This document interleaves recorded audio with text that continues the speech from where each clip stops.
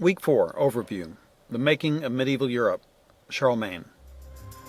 This week is devoted to understanding how the people of Western Europe slowly began to build a new life after the chaotic years following the dissolution of the Roman Empire. The central figure for this week's study is extraordinary king of the Franks, Charles the Great, who is best known by his Latin title, Charlemagne. Charlemagne is probably the best-known ruler of the Middle Ages. During his long reign, he ruled the lands that now make up Belgium, France, Luxembourg, the Netherlands, Switzerland, and parts of western Germany. Charlemagne was a Christian emperor and had a close relationship with the Pope, whom he defended from the Lombards. We know so much about Charlemagne because of two biographies that were written about him during and after his lifetime. One biography describes him as more than 6 feet tall, with piercing eyes, fair hair, a thick neck, and a pot belly. He was strong, fond of exercise, and had an alert mind and a forceful personality. Charlemagne was a larger-than-life character with a deep love for learning and Christianity. His example and administration encouraged a brief renaissance in art and literacy that strengthened the clergy, and after his death caused many monasteries to be established. As with Constantine, Charlemagne's close relationship with the Christian Church set up connections between emerging kingdoms and the Roman Church, leading to tensions that will follow for the rest of our study of the Middle Ages. We've already bumped in Charlemagne's family. His grandfather, Charles the Hammer, Charles Martel, stopped the Muslims from conquering what is now France. Charles Martel was not a king. He was technically just the mayor of the palace, who exercised authority on behalf of the actual king. The kings of that time were descended from Clovis, the first king of the Franks, who lived around AD 500. Dialectic and rhetoric students encountered Clovis in week 1 of this year. His heirs were known as the Merovingian kings, and they ruled the Franks for more than 200 years, but by the time of Charles, the real power behind the throne were these mayors of the palace. Charlemagne's father, Pepin the Short, was not content with being merely mayor. He posed a question to Pope Zachary. Who is the king, he asked, the man who holds the title, or the person who makes the actual decisions? Zachary sided with Pepin, which was not all that surprising, since he was heavily dependent on Pepin's forces to protect him from the Lombard tribes that had invaded Italy. With Pope Zachary's backing, Pepin got himself chosen as king of the Franks, deposing the last Merovingian king, Childeric III. The Pope crowned Pepin king of the Franks, beginning a new relationship between the spiritual authority of the Church and the secular power of the state. Sometime around this time, a document surfaced in Rome that claimed to be another donation of land to a pope. This document purported to set forth a grant of land and authority by Emperor Constantine I, who lived in the mid-300s. It claimed that Constantine gave most of his property, rights, and honors as Emperor of the West to Pope Sylvester and his successors. The so-called donation of Constantine became the basis of the Church's medieval claims to secular authority. The Roman Catholic Church no longer relies on it, however. It's been generally recognized as a forgery for centuries. The donation of Pepin, by contrast, was probably legitimate. Pepin took territory from the Lombards and gave them to Pope Zachary, turning him from a surrogate ruler of Rome into a prince in his own right, with the attendant responsibilities of land ownership and the necessity to administer and defend them.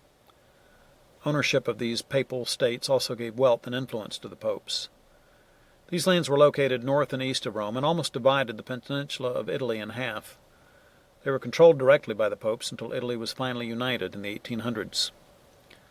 So, was this gift of the Pope a good thing or not? What is the right relationship between the Church and the secular government? There's a concept in government known as the separation of powers. It's the reason America has 3 different branches of government: the president, the legislature, and the courts. Each branch of government is supreme in its own sphere, and the division between branches creates a set of checks and balances that helps preserve freedom for everyone.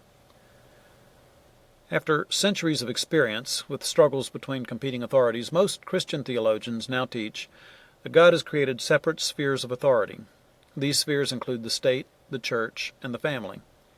When one authority tries to control matters that properly belong to another sphere, it usually causes trouble, whether it's a case of a church controlling government, government controlling church, or either of them trying to take over family matters.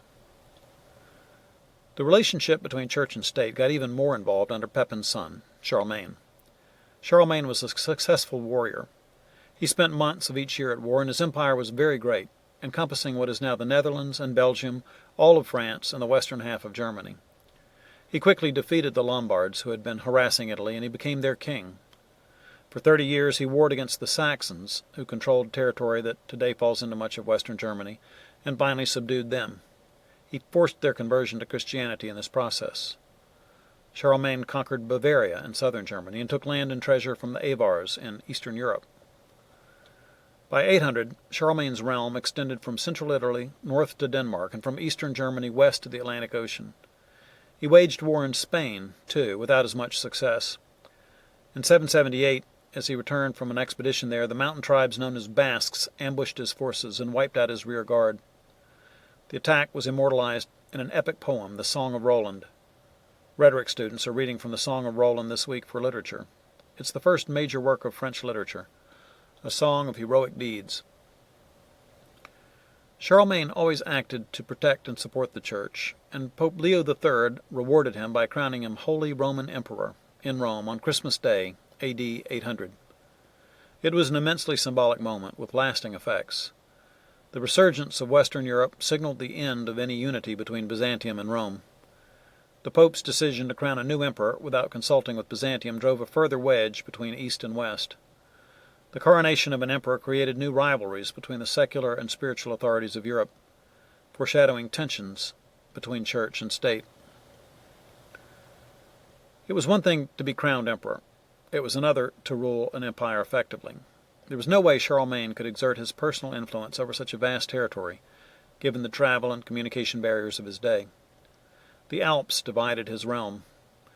In the late 8th century, there were hardly any towns in Europe, and even less in the way of trade or industry. People were subsistence farmers, who usually never traveled more than 10 miles from the place where they were born. To deal with this, Charlemagne constantly changed the location of his court so that he could check in on his vassals. He was committed to good government and the administration of justice. Charlemagne ordered all courts to be open regularly and insisted that judges had to base their decisions on recognized law. He granted large estates to loyal nobles, who provided military and political services in return. The nobles were responsible for building fortifications and providing soldiers when he needed them. Nobles were also responsible for maintaining roads and bridges on their lands. Charlemagne helped to kickstart trade by making silver coins and helping to establish markets. Charlemagne valued education. He could both read and speak Latin, although he never mastered handwriting or spelling. He promoted schools and libraries throughout his realm. He set an example by attracting scholars and learned men to his own court to teach at his school there. He had his own sons and daughters learn how to read and write.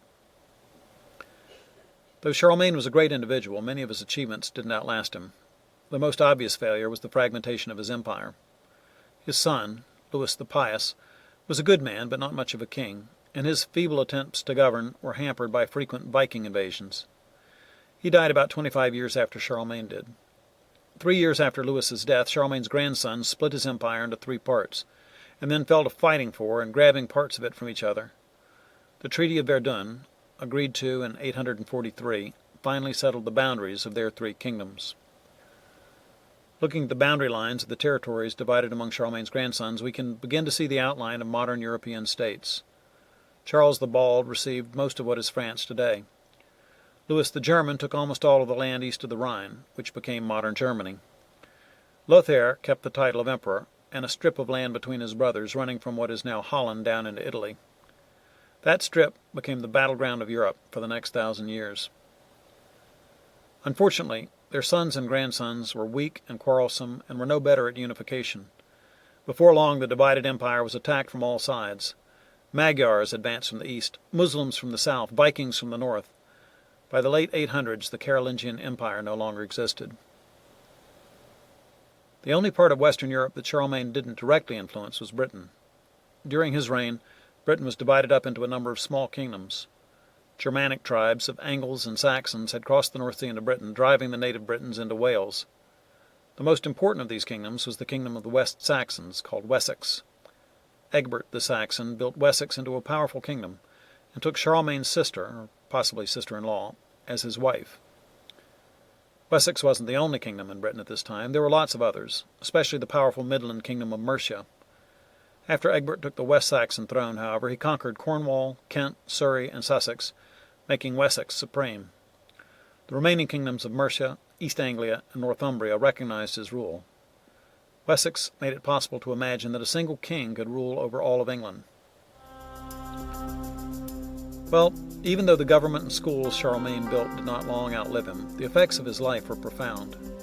His love for the church, his orderly government, his love of justice and law, and the brief glow of culture and learning that attended his reign gave Western Europeans vision, hope, and renewed longing to reestablish the Roman Empire in a Christian context.